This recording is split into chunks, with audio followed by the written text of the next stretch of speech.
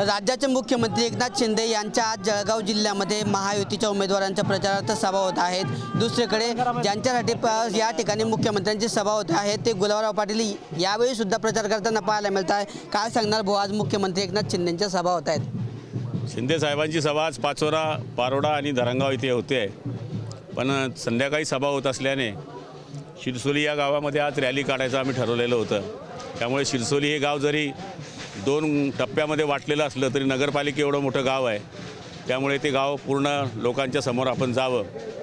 100% तर आम्ही फिरू शकत नाही, पण जेवढं जमतं आहे तेवढं लोकांमध्ये फिरण्याचा प्रयत्न आम्ही करतो आहे आणि मायबाप जनता उत्स्फूर्तपणे आशीर्वाद देते आहे आणि मला खात्री आहे की येणाऱ्या निवडणुकीमध्ये हे भगवं वादळ विधानसभेवर धडकणार आहे।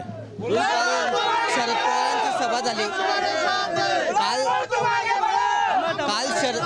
काल शरद पवारांची सभा झाली। त्या सभेमध्ये गुलाबराव देवकरांनी तुमच्यावर एकदम गंभीर आरोप केला आहे। गुलाबराव देवकरांनी म्हटलंय की गुलाबराव पाटलांनीच मला घरकुलामध्ये अडकवलं आणि 10 वर्ष घरात बसवलं।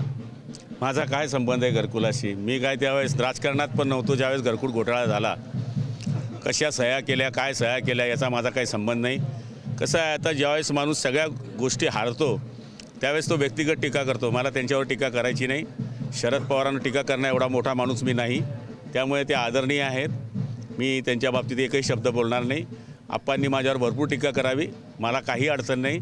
मायबाप जो आदेश करेल, मायबाप जे मला मतदान करेल ते मानणारा मी कार्यकर्ता आहे। याला विकत घेऊ त्याला विकत घेऊ असं गुलाबराव पाटलांचं चाललं आहे। समोर प्रचंड पैसा आहे, प्रचार करणारे लोक सुद्धा भाड्याने आणतात। हे सगळे प्रचार करणारे हे सगळे भाड्याने थोडे आलेले आहेत, तुम्ही कोणालाही विचारू शकता। उलट एक तबेला दाखवला असता तुम्हाला मी, 100 म्हशी सोडून तो माणूस माझ्या मागे आज फिरतोय, बुकेल्या सगळ्या म्हशी। शिरसोली आणि शिवसेनेचा बालेकिल्ला आहे। त्यांनी असं पण म्हटलंय गुलाबराव देवकरांनी की तुमच्या कार्यकर्त्यांनी त्यांच्या कार्यकर्त्यांना मारहाण केली। माझ्या कार्यकर्त्याला जर हात लावला तर मी त्याचा हात काढून ठेवेल, मी गांडूची अवलाद नाही असं त्यांनी म्हटलंय। आम्ही कुठे आम्ही ते कामच करत नाही। छोटा कार्यकर्ता टीका करतो। 8 वर्ष झाले मंत्री आहे। आता हे शिरसोली गाव एवढं मोठं आहे, एखाद्याने जरी सांगावं की गुलाबराव पाटील मंत्री म्हणून कोणावर दादागिरी केली, उलट कोणी कार्यकर्ता कोणी नागरिक माझ्यावर संतापला असेल तर मी हातपाय जोडलेले आहे। त्यामुळे त्यांचे आरोप मला मान्य नाही आहे। त्यांना आता शेवटचे स्टेपवर ते आलेले आहे, त्यांचा पराभव कोणी रोखू शकत नाही रखता। ही निवडणूक गुलाबराव पाटलाची नाही आहे, ही निवडणूक लोकांनी हातात घेतलेली, भगव्याने हातात घेतलेली आहे, शिवरायाच्या भगव्याने हातात घेतलेली आहे। वणीच्या विमानतळावर नाही का उद्धव ठाकरेंच्या बॅगांची तपासणी करण्यात आली, त्यावरून त्यांनी असा प्रश्न उपस्थित केला की सत्ताधाऱ्यांच्या बॅगांची का तपासणी केली जात नाही? शिंदे साहेबांच्याही बॅगा लोकसभेच्या वेळेस तपासल्या गेल्या होत्या, संभाजीनगरमध्ये नाशिकला तपासली गेलेली होती। त्यामुळे हे आरोप चुकीचे आहे आणि आता बॅगा तपासण्यामध्ये काय वाईट आहे? माझ्या गाड्या 2 वेळेस तपासल्या जातात दिवसभरात उमेदवार असल्यावर।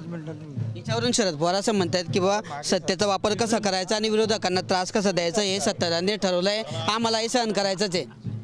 मी काही त्यांच्यावर बोलण्याची माझी इच्छा नाही। कार्यकर्त्यांचा प्रचंड आशीर्वाद माझ्या सोबत आहे आणि ही कार्यकर्ताच मला आहे। 23 तारखेला प्रचंड मताधिक्यांनी माझा विजय होईल असा विश्वास या ठिकाणी गुलाबराव पाटील यांनी व्यक्त केला आहे।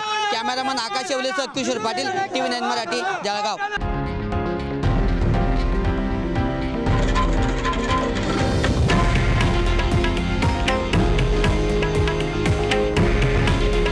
हे आहे देशातील नंबर 1 न्यूज नेटवर्क आणि आपण पाहत आहात TV9 मराठी। काळजी तुमची, हित महाराष्ट्राचं।